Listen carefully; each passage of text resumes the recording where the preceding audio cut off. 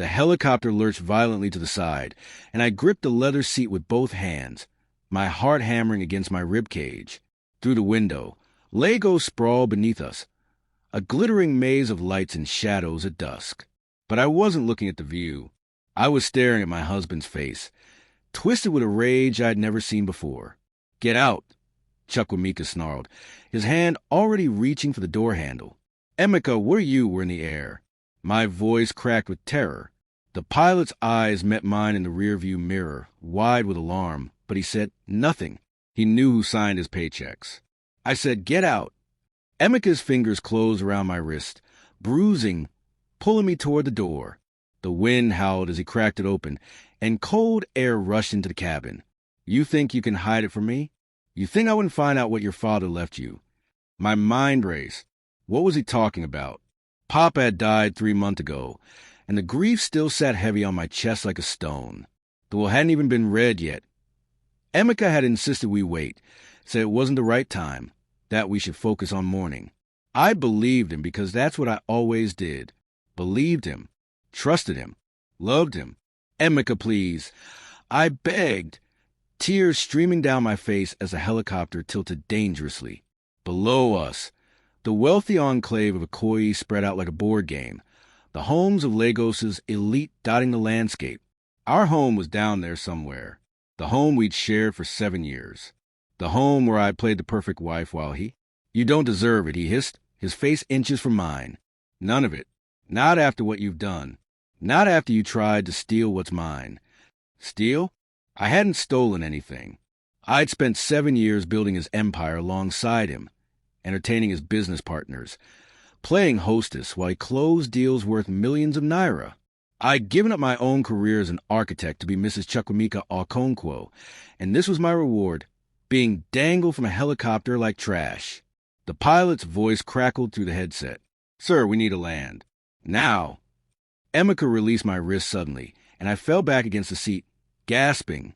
His eyes were cold, calculating, the same eyes that used to look at me with something I'd mistaken for love.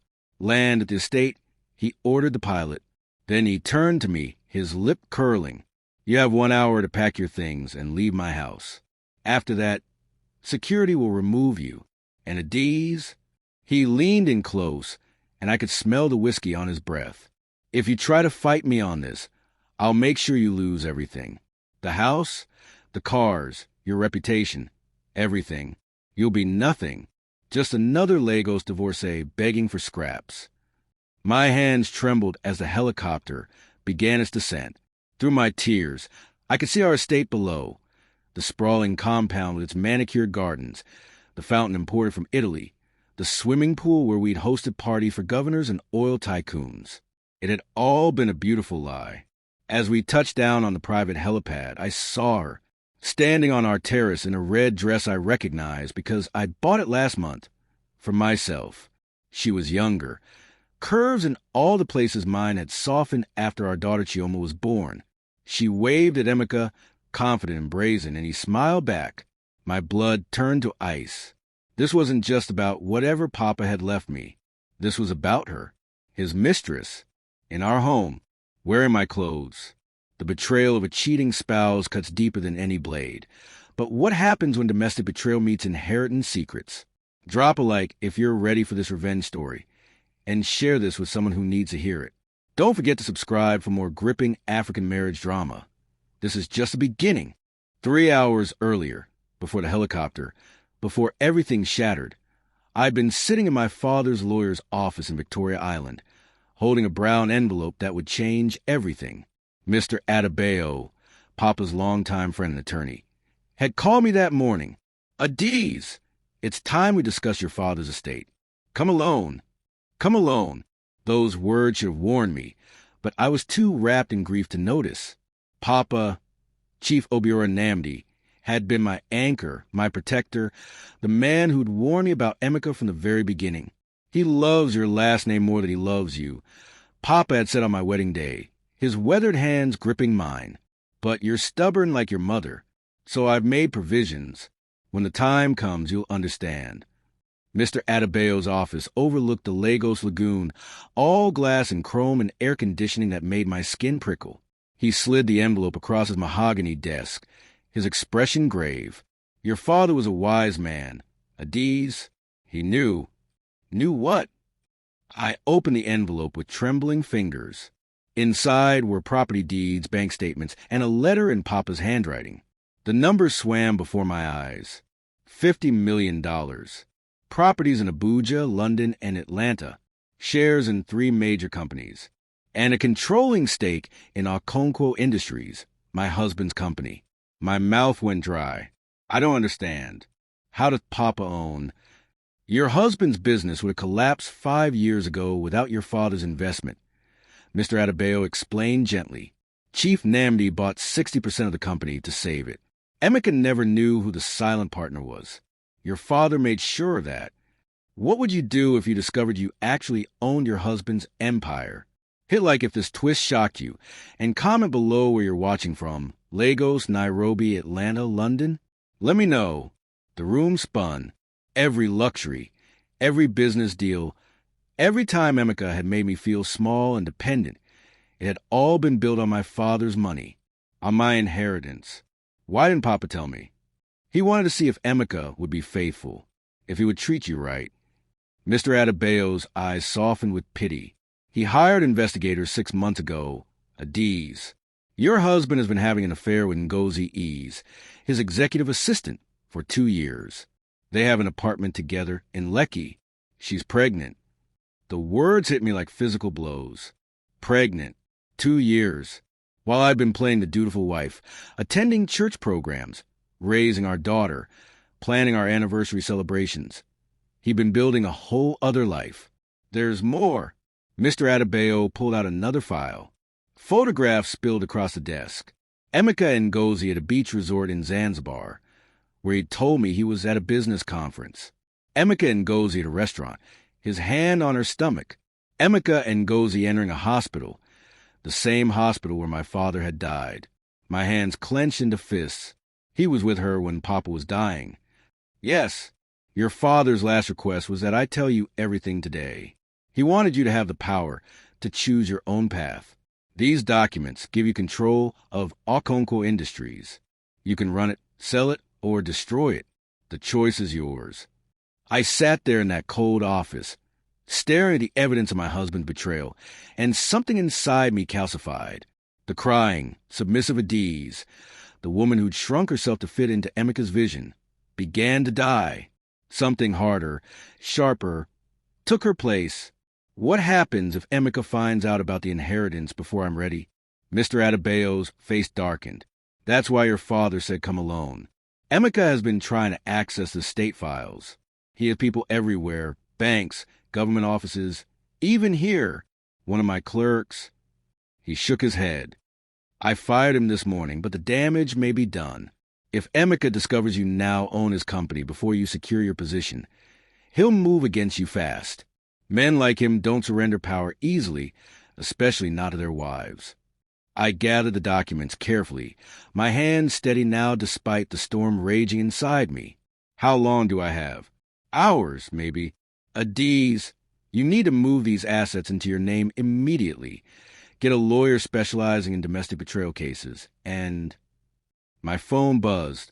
Emeka, where are you? I'm sending a helicopter to pick you up. We need to talk. My blood ran cold. He knew. Somehow he already knew.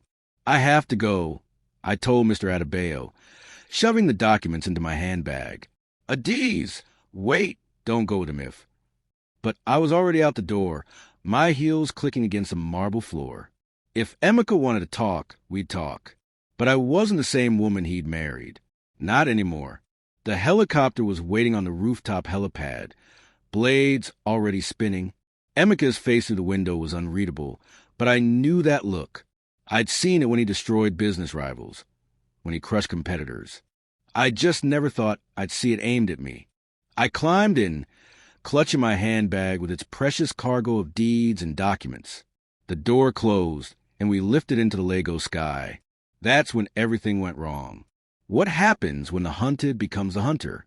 When a cheating spouse discovers his wife holds all the cards, the co-parenting conflict, the emotional manipulation, the public disgrace, It's all coming. Comment your thoughts on Emeka's betrayal below. I spent that first night in a hotel room in Victoria Island, staring at the ceiling while my phone exploded with messages.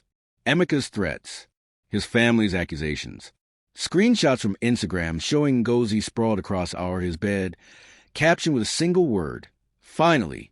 Public disgrace in Lagos society happens fast. By morning, the blogs had picked it up. Billionaire Emeka Okonkwo kicks wife out, moves mistress in. The comments were vicious, blaming me for not keeping my husband satisfied, calling me barren even though we had Chioma, speculating about what I'd done to deserve this. But what broke me wasn't the online mockery. It was the voicemail from my daughter. "Mummy, where are you?" Chioma's 7-year-old voice trembled. "Daddy said you left us. He said you don't love us anymore. Auntie Ngozi is here, and she says she's going to be my new mummy. Mummy, please come home. I don't like her. She smells different, and she's mean to Patience." Patience was our housekeeper, the woman who'd helped raise Chioma since birth. I played the message 3 times, each word carving deeper into my heart. This was emotional manipulation at its cruelest. Turning my own child against me, poisoning her mind while I was still reeling from being thrown out of my own home. My fingers hovered over the call button, desperate to hear Chioma's voice, to explain, to comfort her. But Mr. Adebayo's warning echoed in my mind. "Don't make contact until we've secured everything legally. Emeka will use anything you say against you in custody battles." Custody battles. The words made me feel sick. I'd given birth to Chioma, nursed her through malaria and chicken pox, taught her to read, braided her hair every Sunday. And now I had to fight for the right to be her mother?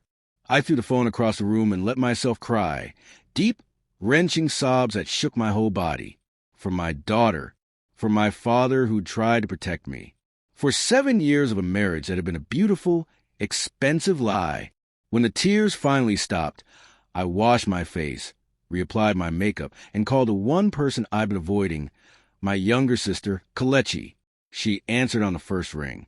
"Ada, oh my God, I've been trying to reach you. Are you okay?" I saw the post, and Mama called from Enugu, and she's crying in, "Kele, I need you to listen carefully." My voice was steady now, cold. "I need the name of the best divorce lawyer in Lagos.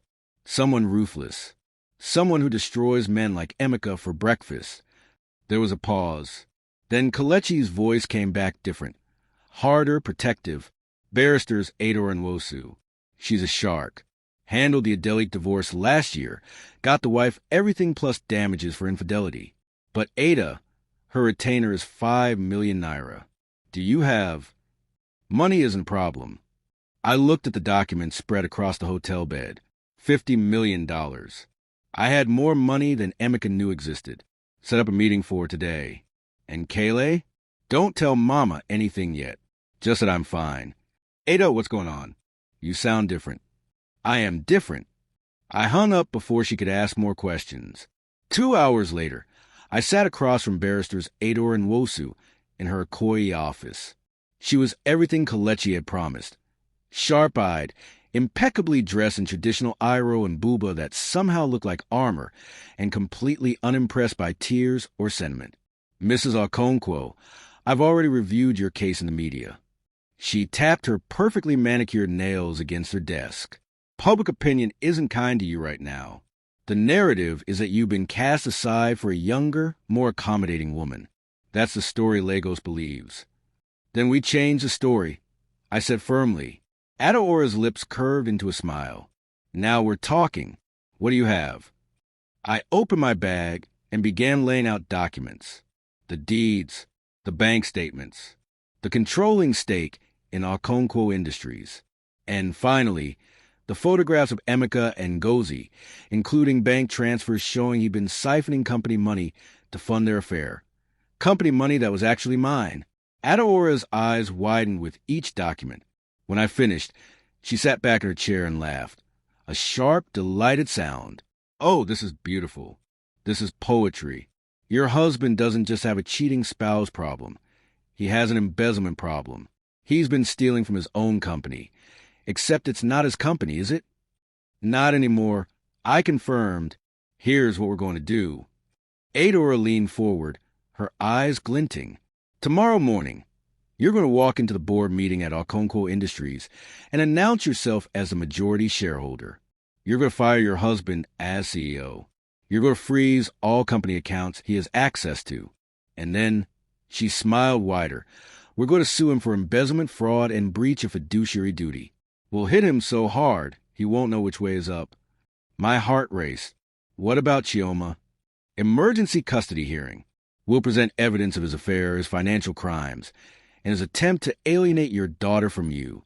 With your resources, we can hire the best child psychologist in Lagos to evaluate the situation. No judge will give primary custody to a man who moved his pregnant mistress into family home within hours of kicking out his wife. It was perfect, too perfect, which meant something would go wrong. There's a risk, Adora continued, her expression sobering.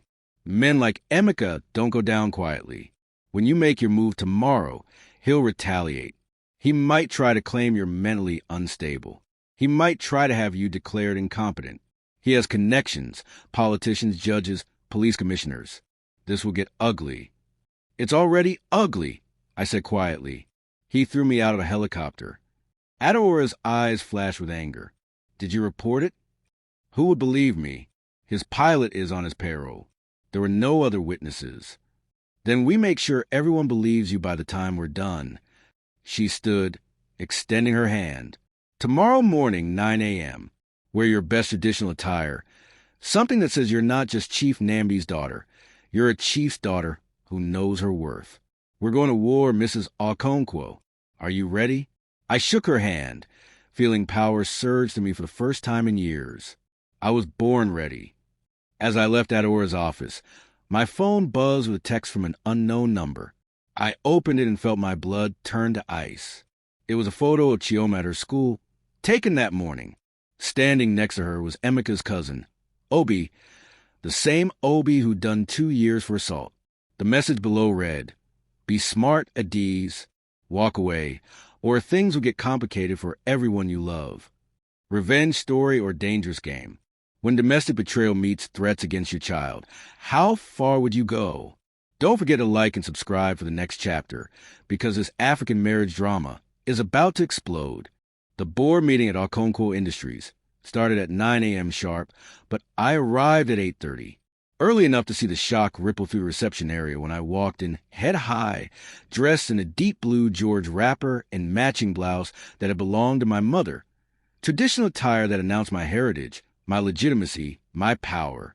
Mrs. Okonkwo, the receptionist, stammered, a young woman named Blessing who'd always been kind to me during my visits. We weren't told you'd be coming. Does Mr. Okonkwo know? I'm here for the board meeting, I said calmly, signing in. As a shareholder. Her eyes went wide, but she nodded and buzzed me through. I could feel eyes following me as I walked through the office. Whispers, gasps, phones being pulled out to text or record. Let them watch. Let them document every moment. By the end of today, this footage would be everywhere, and I wanted my entrance to be perfect. Adora was already in the conference room when I arrived, looking like a warrior queen in her own traditional attire. Beside her sat 2 other lawyers and a notary. She'd come prepared. "The documents are ready," she murmured as I took my seat at the head of the table. Emeka's usual spot. The board members are in the waiting room. They've been told there's an important shareholder announcement. They don't know it yet. And Emeka, stuck in traffic on 3rd Mainland Bridge. Convenient, isn't it? Adeora's smile was sharp. She probably arranged that too. A carefully placed accident report, a strategic road closure. Nothing illegal, just inconvenient timing for my husband. The board members filed in at 9 on the dot. 7 men in expensive suits, all of them Emeka's friends or business associates. They'd never respected me, had barely acknowledged my presence at company events. I was just the CEO's pretty wife, good for ribbon-cutting ceremonies and charity galas. Their confusion when they saw me sitting in Emeka's chair was almost comical. Mrs. Okonkwo, Chief Okafor, the oldest board member, said carefully, "There must be some mistake. This is a board meeting for shareholders." I interrupted smoothly. which is why I'm here. Gentlemen, allow me to introduce myself properly.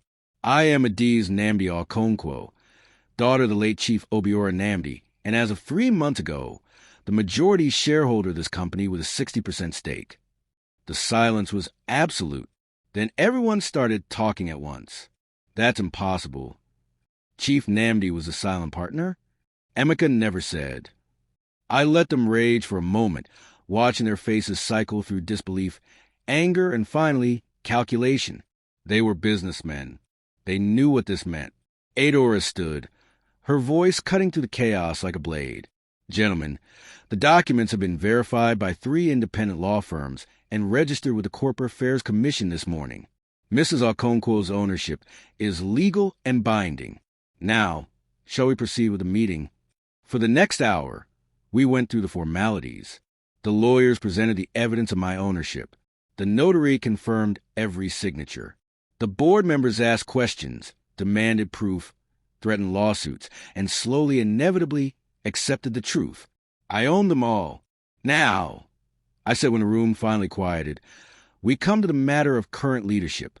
As majority shareholder, I'm calling for an immediate vote of no confidence in CEO Chukwuemeka Okonkwo. On what grounds? Chief Okafor demanded, though his voice lacked conviction. He could see where this was going. On the grounds of embezzlement, misappropriation of company funds, and breach of fiduciary duty. I nodded to Adaeze, who distributed folders to each board member.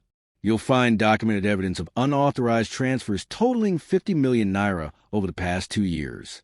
The money was used to purchase property, vehicles, and jewelry, none of which were for company purposes. All of it went to his mistress, Miss Adaeze. I watched them open the folders, saw the exact moment each man realized what he was looking at. Bank statements, property deeds in Ngozi's name, receipts for diamond bracelets and luxury cars, all purchased with company money. My money. This is a private matter between husband and wife. One board member tried weekly. It shouldn't affect. Stealing from your own company is not a private matter. Adaeze cut in coldly. It's a criminal matter.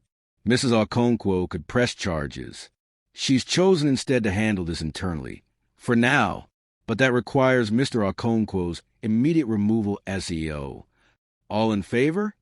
I asked, my voice steady despite my racing heart. One by one, hands rose. Even Chief Okafor, Emeka's oldest friend, raised his hand. They were rats leaving a sinking ship, and I felt no sympathy. The motion passes, I announced. Effective immediately, Chukwuemeka Okonkwo is removed as CEO of Okonkwo Industries. As majority shareholder, I'm appointing myself interim CEO until a permanent replacement can be found. All company credit cards and accounts in Mr. Okonkwo's name are frozen. Security will collect his office keys and escort him from the building when he arrives. That's when the conference room doors burst open. Emeka stood in the doorway, chest heaving, his face purple with rage. Behind him were Obi and 2 other men I recognized as his personal security, thugs in expensive suits. "What the hell is this?" he roared, advancing into the room. "Who authorized this meeting? Who let her in?" "Your wife authorized it," Adaeze said coolly, not rising from her seat. "Your wife, who owns 60% of your company. Or should I say her company?" I watched something dangerous flash across Emeka's face. His eyes found mine, and the naked hatred there made my skin prickle with fear. But I didn't look away. I couldn't. Not now. "You think you're smart?" he hissed, moving closer. "You think you can steal my company, humiliate me in front of my board? Adaeze, you have no idea what you've just done." "I know exactly what I've done," I said, standing to face him. "I've taken back what was always mine, what my father built, what you've been stealing from. Your father was a fool who died broke and desperate. That money was a loan. That money was an investment, and you've been embezzling from it for years. The evidence is right here." I gestured to the folders. "You moved your mistress into our home. You turned my daughter against me. You threatened my family. Did you really think I'd just disappear quietly?" Emeka's hand shot out, grabbing my wrist so hard I gasped. "You're going to regret this. I promise you." Security burst into the room. Not Emeka's thugs, but the building's official security, men who answered the board, who'd been notified of the change in leadership. They pulled Emeka back, restrained him as he struggled and cursed. "Mr. Okonkwo, you need to leave," the head of security said firmly. "You're no longer authorized to be in this building. This is MY Company." Emeka roared, fighting against their grip. "I built this. You can't throw me out on my own." "It was never yours," I said quietly, and something in my voice made him stop struggling. "It was always my father's. He just let you play CEO while he was alive. Now he's gone and I'm done playing." They dragged him out, his shouts echoing down the hallway. The board members sat in stunned silence, probably reconsidering every decision that had led them to this moment. My phone buzzed. A text from the unknown number again. "You just signed your daughter's death warrant." Below was another photo of Chioma, this time leaving school, Obi's hand on her shoulder, guiding her toward a black SUV. My blood turned to ice. "Where's my daughter?" I demanded, looking at the board members. "Someone call the school. Now." But even as Chief Okafor reached for his phone, I knew it was too late. Emeka had anticipated this move. While I was claiming his company, he was claiming the only thing I cared about more than revenge. He'd taken Chioma. When revenge meets a mother's worst nightmare, who wins? This infidelity story just became a kidnapping, and Adaeze has to choose between her empire and her child. Comment below what you do, and smash that subscribe button because the next chapter is going to break your heart. Share this African marriage drama with everyone who loves a good revenge story. I broke every traffic law in Lagos getting to Chioma School. Adaeze was in the passenger seat, already on the phone with the police commissioner, one of the few officials in Lagos who owed my father favors and couldn't be bought by Emeka's money. "Yes, Commissioner, it's a parental abduction." "No, the father doesn't have custody. We're filing an emergency injunction now." "Yes, Chief Namdi's daughter. My father's name still opened doors, even from a grave. But would it open them fast enough? The school principal, Mrs. Adeyemi, met us in the courtyard, wringing her hands. "Mrs. Okonkwo, I'm so sorry. Mr. Okonkwo's cousin came with a letter, signed by your husband, saying there was a family emergency. We tried calling you, but when..." I grabbed her shoulders, barely restraining myself from shaking her. "When did they take her?" 20 minutes ago. They said they were taking her to the hospital, that you'd had an accident." Tears streamed down Mrs. Adeyemi's face. "We would never have released her if we'd known." The letter looked official, and Mr. Obi is listed as an emergency contact. Because I'd approved that list myself, back when I thought Emeka's family were my family too. Back when I was naive enough to believe blood meant loyalty. Adaeze was already pulling up tracking apps on her phone. Does Chioma have a phone? A smartwatch? Anything we can trace? "Her backpack," I said, suddenly remembering. I sewed an air tag into the lining last month after hearing about kidnappings in Lekki. She doesn't know it's there. My hands shook as I pulled up the tracking app. Please work. Please, God, let it work. A blue that appeared on the map, moving along Lekki Ape Expressway, heading toward the airport. "They're taking her out of the country," Adaeze said grimly, already dialing. "Commissioner, we need to shut down Murtala Muhammad Airport. Now." "Yes, I know it's unprecedented." "No, we can't wait for paperwork. Chief Namdi's granddaughter is being kidnapped." The next 30 minutes were the longest of my life. We raced toward the airport in Adaora's car while she coordinated with the police commissioner, immigration officials, and airport security. My phone wouldn't stop buzzing. Messages from Emeka, from his mother, from people I thought were friends, all telling me the same thing. Drop the case, return the company, disappear quietly, and I get Chioma back. Emotional manipulation at its finest. They knew the only thing I loved more than my dignity was my daughter. "Don't respond," Adaeze warned when she saw me staring at the messages. "Any communication can be used against you. They'll claim you're negotiating, that this was all a business dispute, not a kidnapping. But what if they hurt her?" My voice broke. "Adaeze, what if..." "They won't. She's leverage." Emeka is not stupid enough to actually harm her. That would be a crime he couldn't buy his way out of. But he'll use the threat of harm to break you. That's what men like him do. We pulled up to the airport's domestic terminal, just as the Blue Dot stopped moving. They were inside. The airport was chaos. Police vehicles blocked the entrances, officers checking every car leaving. Inside, travelers were stranded, angry, confused, demanding to know why flights were being delayed. And there, near the private aviation check-in counter, I saw him, Obi, holding Chioma's hand. My baby girl looked small and scared, her school uniform rumpled, her braids coming loose. When she saw me, her face crumpled. "Mummy!" She tried to run toward me, but Obi jerked her back hard, making her cry out. White-hot rage flooded through me. I started forward, but Adora caught my arm. "Let the police handle this. If you attack him, he'll press charges, and suddenly you're the violent one." 2 officers approached Obi carefully, hands on their weapons. "Sir, we need you to release the child. This is my cousin's daughter," Obi said calmly, as if he hadn't just been caught trying to smuggle a child out country. "We're going on a family trip," her father approved. "Her mother didn't," one officer interrupted, "and her mother has sole custody as of this morning. You're under arrest for parental abduction and child endangerment." Everything happened fast after that. Obi reached for something in his jacket, probably just his phone, but the officers didn't take chances. They had him on the ground in seconds. Chioma screaming, travelers pulling out phones to record. I ran to my daughter, scooped her up, held her tight as she sobbed into my neck. "It's okay, baby. Mummy's here.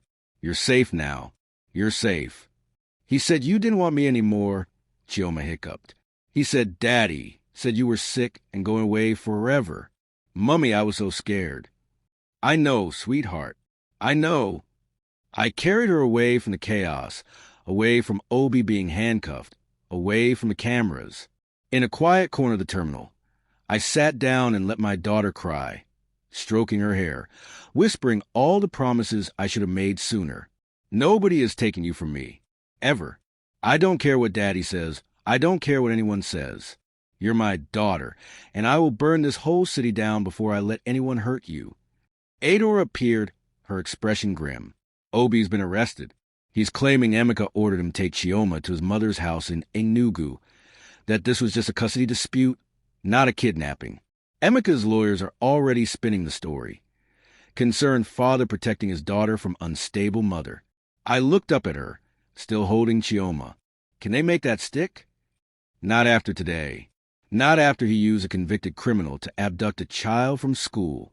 Not after trying to flee the jurisdiction. Adora crouched down to my level. "Adaeze, this is our moment. Right now, with cameras everywhere, with witnesses, with police reports. We go public. We tell your story, the real story. The helicopter incident, the affair, the embezzlement, the attempted kidnapping. We bury him in the court of public opinion before he can bury you. But Chioma will be safer when everyone knows the truth. Right now, people believe Emeka's version. Spurned husband defending himself from gold-digging wife. We change that narrative today." I looked down at my daughter, her tear-stained face, her trusting eyes. She'd been through enough. But Adora was right. If I didn't act now, if I let Emeka control the story, Chioma would never truly be safe. "Okay," I said quietly. "Let's do it." 3 hours later, I sat in front of cameras at a press conference in Adaora's office. Journalists from every major Nigerian newspaper and blog packed the room. Social media was already buzzing. The airport incident had been filmed from a dozen angles, and speculation was rampant. I told them everything. The helicopter, the affair, the inheritance, the embezzlement, the attempted kidnapping. I showed them documents, bank statements, text messages. I let them see the bruises on my wrist from where Emeka had grabbed me. I played the voicemail from Chioma, the one where she begged me to come home. By the time I finished, several journalists were crying. The room erupted with questions, but Adora held up a hand. "Mrs. Okonkwo won't be taking questions today. She's given you the facts. Now she's going home to care for her traumatized daughter. But let me be clear, this is not a family dispute. This is domestic violence, financial fraud, and child abduction. Mr. Okonkwo is a criminal who has hidden behind wealth and connections for too long. That ends today. We left through a side exit, avoiding the media scrum. In the car, I checked my phone and immediately wished I hadn't. The story had already exploded online. Hashtag Justice for Adaeze was trending on Twitter. Instagram was flooded with supportive messages. But there were other messages too, from Emeka supporters, his family, his business associates. Death threats, rape threats, accusations that I'd fabricated everything for money. And then one message that made my blood run cold. From Emeka, "You think you won? You've just destroyed both of us. But I'm taking you down with me. Check your email." I opened my email with shaking hands. There was a message from an anonymous account, sent to me and CC'd to every media outlet in Nigeria. The subject line read, "The real Adaeze Nnamdi." Inside were photos. Me, from 10 years ago at university. Photos I'd forgotten existed. Photos from a time in my life I'd buried deep. A time of rebellion, of mistakes, of choices I'd made before I became Chief Nnamdi's respectable daughter. Photos that would destroy me if they went public. "Adora," I whispered, "we have a problem. When you fight back against a cheating spouse, be prepared for them to fight dirty. Domestic betrayal is about to get a whole lot worse. What secrets is Emeka about to expose?" Drop a comment with your theories, and don't forget to subscribe. The photographs stared back at me from my laptop screen, each one a ghost from a life I'd worked hard to forget. Me at 19 in clothes too tight and makeup too heavy, leaving a nightclub in Abuja. Me with my arm around a boy whose name I could barely remember now. Tun, maybe? Or was it Femi? Me holding a drink at a party that had gotten raided by NDLEA, the Drug Enforcement Agency, though I'd left before the raid happened. Nothing truly scandalous. Nothing illegal. But in Lagos society, where a woman's reputation was currency and chiefs' daughters were expected to be above reproach, these photos were nuclear weapons. How did he get these? I asked, my voice hollow. Adora studied the screen, her expression calculating. He's been planning this. Maybe since your father died. Maybe longer. These photos look like they were taken by someone following you, documenting your wild phase. Emeka probably bought them from whoever took them, an ex-boyfriend, a jealous classmate, who knows. My father never knew about this time, I said quietly. I was away at university in Abuja, supposedly studying architecture. Really, I trailed off, remembering. I was lost, angry. Papa had just remarried after Mama died, and I felt replaced. So I acted out, partied too hard, dated the wrong boys, missed classes. Then Papa found out I was failing, drove 6 hours from Enugu to get me, and brought me home. That's when I changed, became the daughter he needed. Met Emeka a year later at a church program Papa insisted I attend. And Emeka knows all this. I told him early in our relationship. I wanted to be honest, to start fresh. I laughed bitterly. I was so stupid. I gave him ammunition, thinking I was giving him trust. Chioma stirred on the couch where she'd fallen asleep, exhausted from the day's trauma. I watched her chest rise and fall, her face peaceful in sleep, and felt something crystallize inside me. He's going to release these, isn't he? I said, probably. He's backed into a corner. Arrested cousin, frozen accounts, public humiliation. These photos are his nuclear option.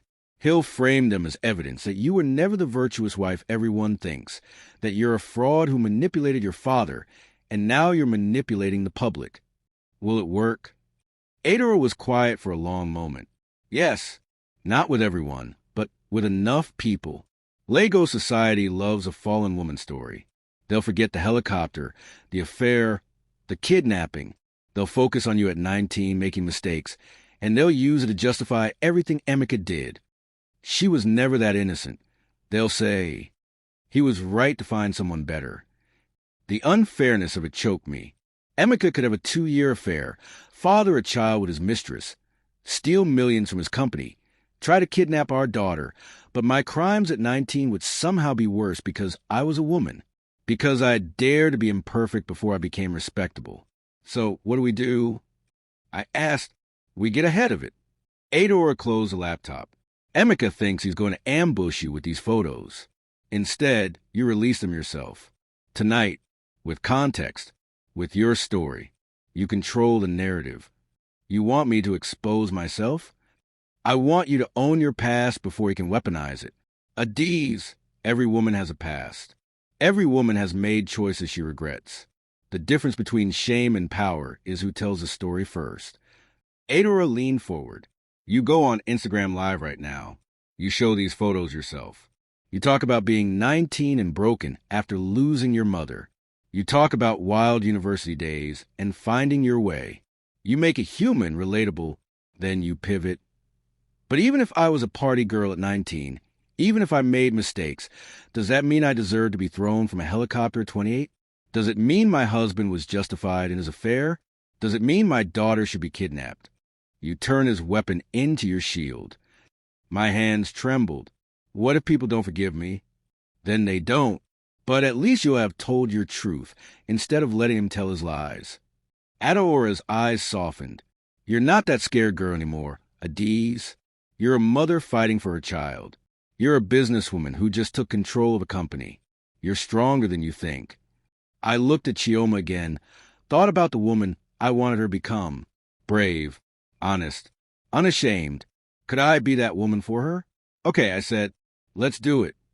20 minutes later, I sat in front of my phone camera, my hair wrapped in a simple scarf, no makeup, wearing one of Papa's old shirts that still smelled faintly of his cologne. Just me, raw, real, terrified. I hit the live button. Within seconds, viewers started flooding in. Hundreds, then thousands.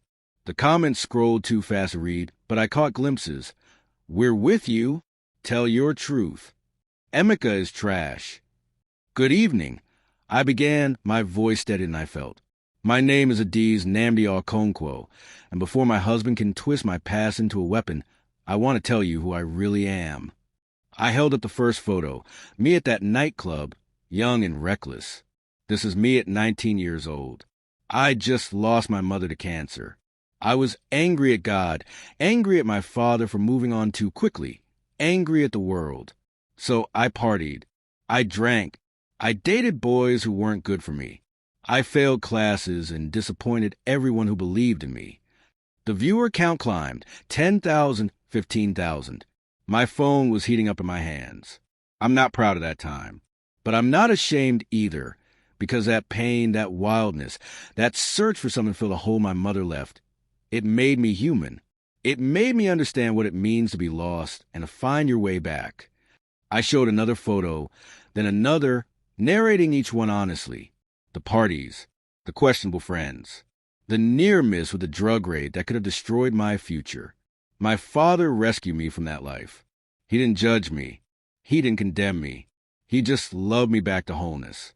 He helped me become the woman I am today, a mother, a businesswoman, someone who knows that past mistakes don't define future worth. 20,000 viewers now. My DMs were exploding. My husband is going to use these photos to destroy me. He's going to say I'm not worthy of sympathy because I wasn't perfect at 19. He's going to try to make you forget that he threw me out of a helicopter, that he moved his pregnant mistress into our home, that his cousin tried to kidnap our daughter today. My voice broke slightly, but I pushed through. But here's what I want you to understand. Even if I was the wildest party girl in Abuja, even if I made every mistake in the book, I still didn't deserve to be abused. I still didn't deserve to be cheated on. My daughter still didn't deserve to be traumatized.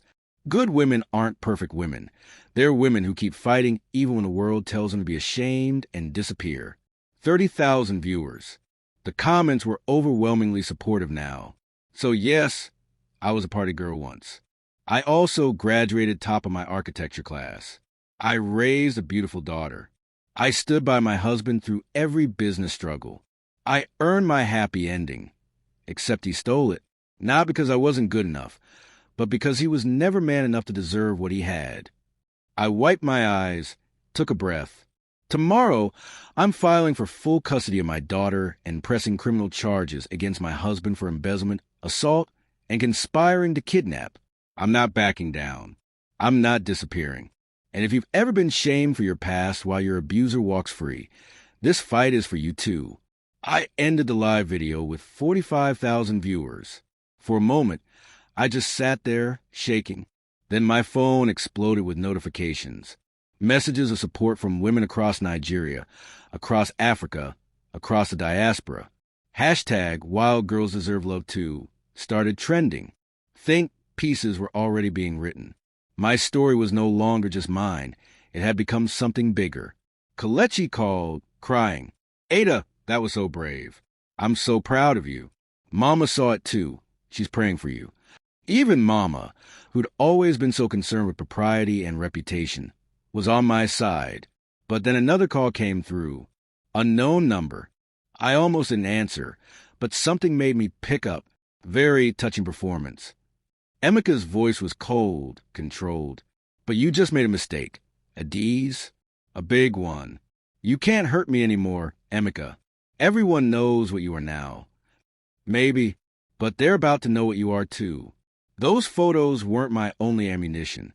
I have videos, Adaeze, from that party the NDLEA raided. Video of you holding more than just a drink. Video that will send you to prison and lose you custody at Chioma forever. My blood turned to ice. You're blowing smoke. There's no video. Check your email. That's just a preview. Unless you drop all charges, return my company, and disappear with quiet divorce settlement by tomorrow morning.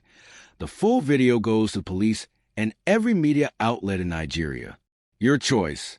Walk away now, or watch your daughter grow up visiting you in prison." He hung up.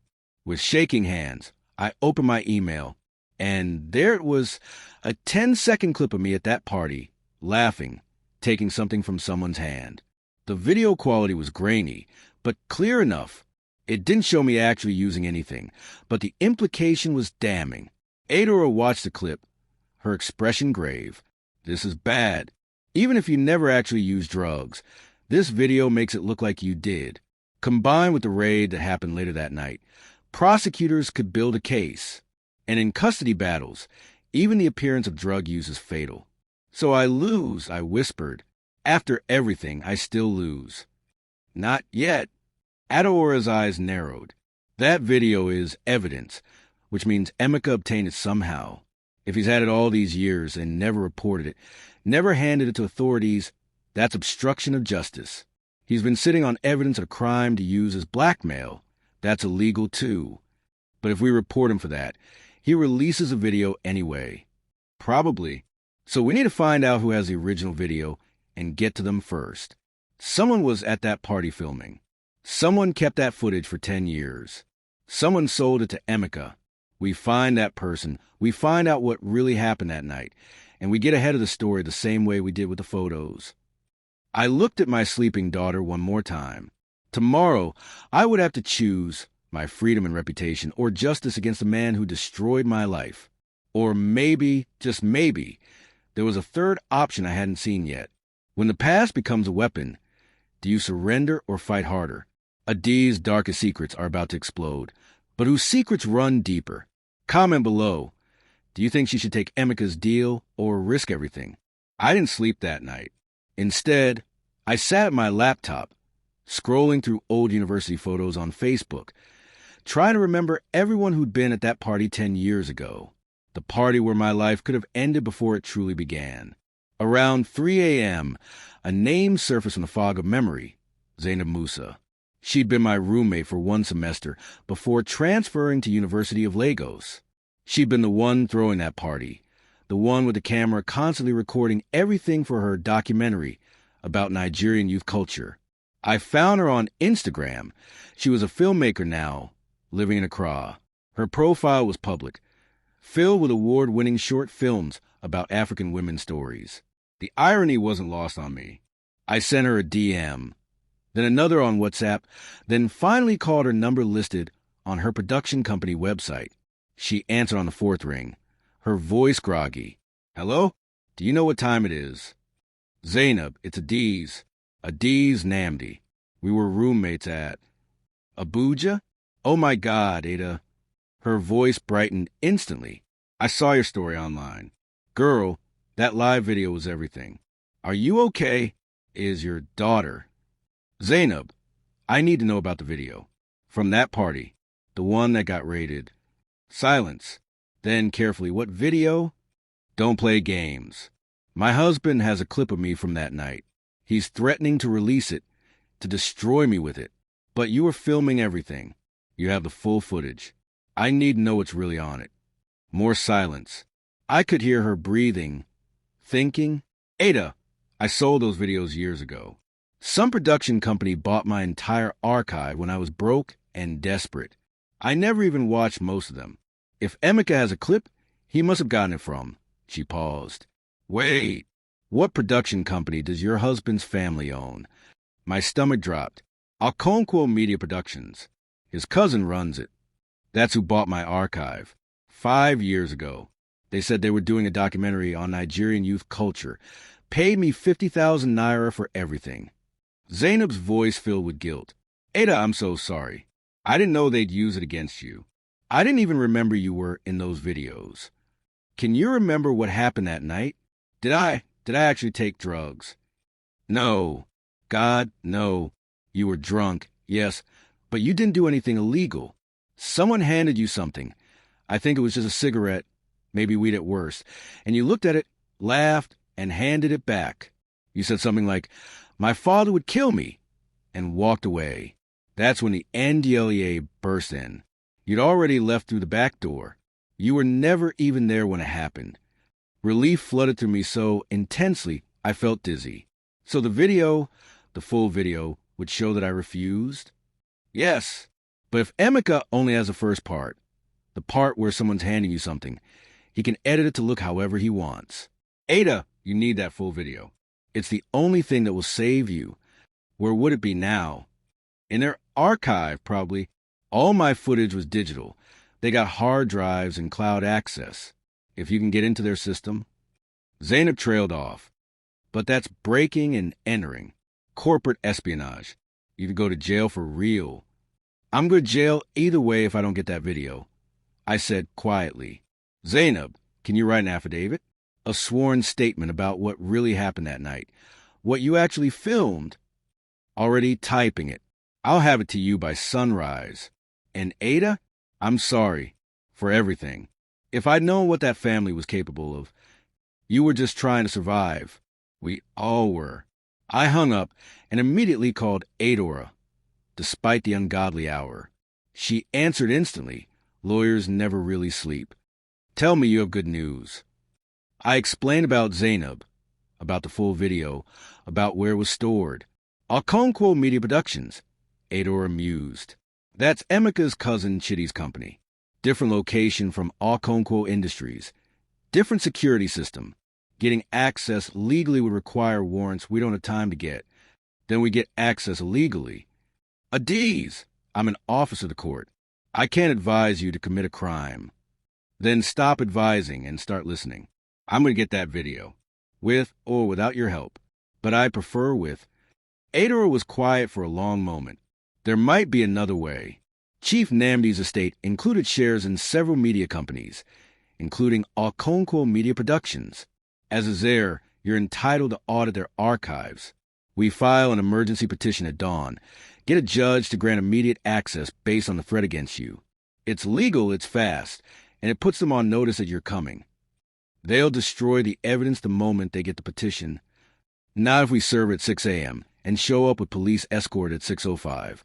No time to delete anything. It was risky. It was aggressive. It was exactly what I needed to do. Make it happen, I said. By 5 a.m. We were outside the courthouse in Adaora's car, waiting for the night judge to sign our emergency petition. Chioma was with Kelechi, safe and protected. My mother had arrived from Enugu overnight, ready to help however she could. Even in my darkest hour, I wasn't alone. The petition was granted at 5:45 a.m. By 6 a.m., we were pulling up to Okonkwo Media Productions with 2 police officers and a court-appointed IT specialist. Chidi met us in the lobby, his face purple with rage. You can't just storm into my business. Emergency court order, Adora said calmly, handing him the papers. Mrs. Okonkwo, as a shareholder, is entitled to inspect all company archives. Immediately, failure to comply is contempt of court. This is harassment. I'll sue. Please do. In the meantime, Mr. Obi, your cousin who tried to kidnap a child yesterday, is singing like a bird in police custody. Says you and Emeka planned the whole thing. Says you have video evidence you've been sitting on for years.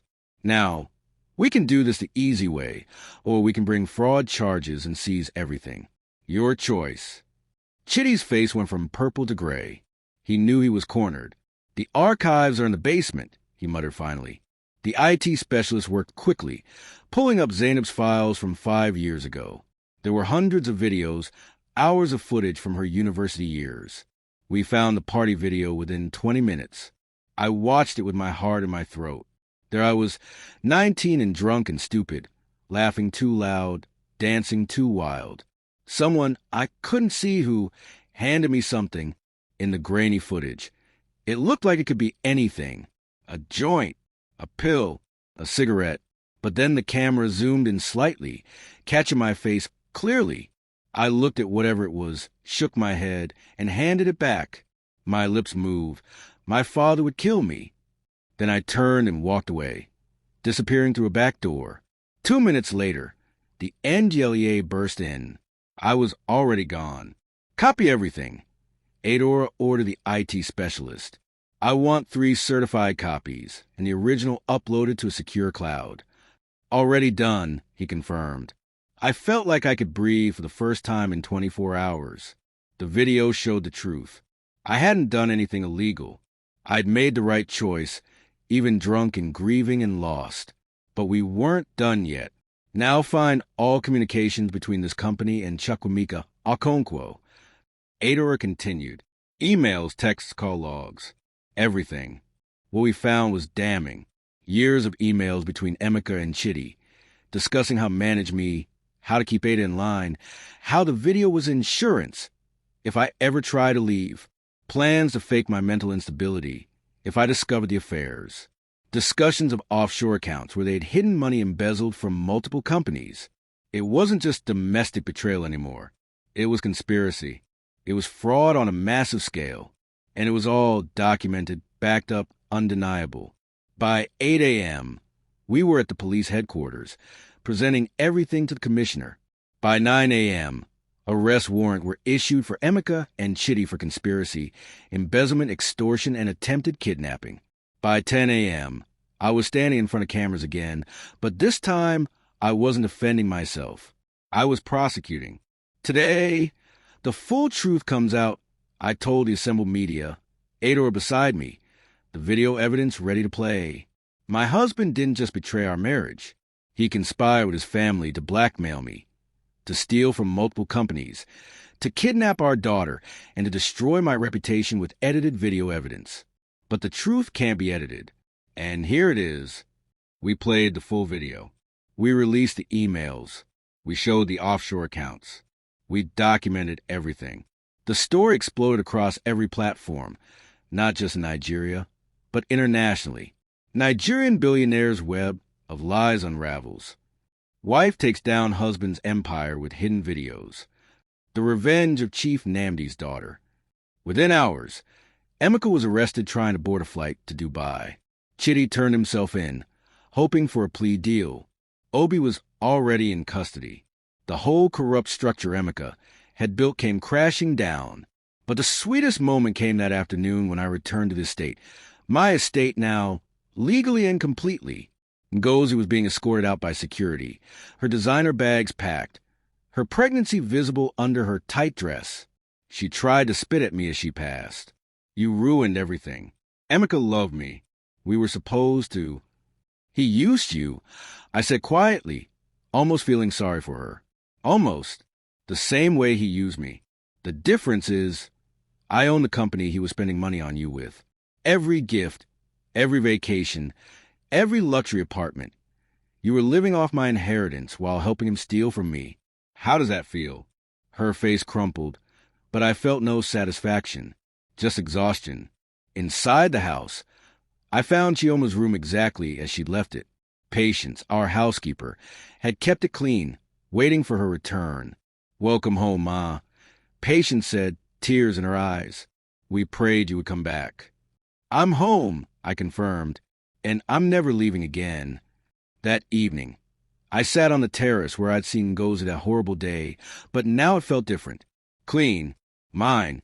Chioma played in the garden below, her laughter carrying on the wind. Her first real laugh since the kidnapping attempt. My phone buzzed. A message from Adora. "Emika's lawyer wants a talk plea deal. He'll give you everything. Full custody, all assets, public apology, if you don't press criminal charges." I thought about it for exactly 3 seconds before replying. "No deal. He faces every charge. My daughter deserves to know her mother didn't just win. She fought for justice." Another message, this time from Mr. Adebayo, Papa's lawyer. "Your father will be proud, Adaeze. He always knew you had steel in your spine. You just needed to find it." I looked at Papa's photo on my phone. Him smiling at my graduation, so proud, so sure I would do great things. He'd left me everything not just because he loved me, but because he believed I could handle it, could protect it, could use it to protect myself. "Thank you, Papa." I whispered to the Lagos skyline, the sun setting over the city that had tried to break me and failed. For the inheritance, for the evidence, for believing I was strong enough to fight back. Kelechi called. "Ada, you're trending worldwide. They're calling you the helicopter wife and Nigerian women's hero, and, oh my God, Oprah's production company wants to option your story." I laughed, really laughed, for the first time in months. Tell them maybe, right now, I just want to have dinner with my daughter and sleep in my own bed. You deserve it, sis. You deserve everything. After I hung up, I went down a garden and sat on the grass with Chioma. She climbed into my lap, her small arms around my neck. "Mummy, are we safe now?" she asked. "Yes, baby. We're safe. Is Daddy coming back?" I thought carefully about how to answer. Daddy made some very bad choices. He hurt people, and now he has to face consequences. But that doesn't mean he didn't love you. Sometimes people we love disappoint us. What matters is that we learn from it and choose to be better. Like you did when you were young and made mistakes but then got better. Smart girl. Too smart. Exactly like that. "When I grow up, I want to be strong like you," Chioma said, yawning against my shoulder. "You already are, sweetheart. You already are." That night, after Chioma was asleep, I stood in front of the mirror and barely recognized the woman looking back at me. She was harder than the woman who'd stepped into that helicopter. More scarred, but also more whole. Domestic betrayal had tried to destroy me. Infidelity had tried to shame me. Emotional manipulation had tried to break me. But I'd survive it all and come out the other side not just intact, but powerful. The next morning, I walked into Okonkwo Industries. No, Namdi Industries. We were rebranding as the official CEO. The same board members who'd watched Emika try to destroy me now stood and applauded as I entered. "Gentlemen," I said, taking my seat at the head of the table, "let's get to work. We have a company to rebuild and a reputation to restore. And we're going to do it the right way, with integrity, transparency, and respect for everyone involved. The old Okonkwo way is dead. Welcome to the Namdi era." They nodded, chastened and ready to follow my lead. As the meeting progressed, I felt Papa's presence, almost tangible. This was what he prepared me for, not just the inheritance, but the strength to wield it, not just the evidence, but the courage to use it, not just the empire, but the wisdom to run it better than the men who'd built it on lies. 3 months later, I stood in family court for the final custody hearing. Emika was there in prison clothes, his lawyer arguing for visitation rights. I didn't object. Despite everything, Chioma deserved a chance to know her father, supervised, limited, but present. The judge granted me full custody with supervised visitation for Emika once he completed his sentence. 5 years for embezzlement and conspiracy. Justice, finally. As I left the courthouse with Chioma's hand in mine, reporters shouted questions. "Mrs. Okonkwo, or should we say Mrs. Namdi? What message do you have for women facing similar situations?" I stopped, looked into the cameras, and spoke from my heart. To every woman who's been betrayed, manipulated, or told she's not enough, you are stronger than you know. Your past doesn't define your future. Your mistakes don't disqualify you from justice. Fight for yourself. Fight for your children. Fight for the life you deserve. And remember, the best revenge isn't just success. It's becoming so powerful that those who try to destroy you can't even touch you anymore. This is the end of Adaeze's story. But what about yours? Have you ever faced betrayal and come out stronger? Share your story in the comments below. You never know who needs to hear it. If this African marriage drama moved you, hit that subscribe button and share it with every strong woman you know. From Lagos to Atlanta, from Nairobi to London, we're all in this together. Remember, when they kick you out of the helicopter, build your own plane and fly higher than they ever could. Like, subscribe, and turn on notifications for more powerful stories of African women who refuse to be broken. This is African Echoes, and this is just a beginning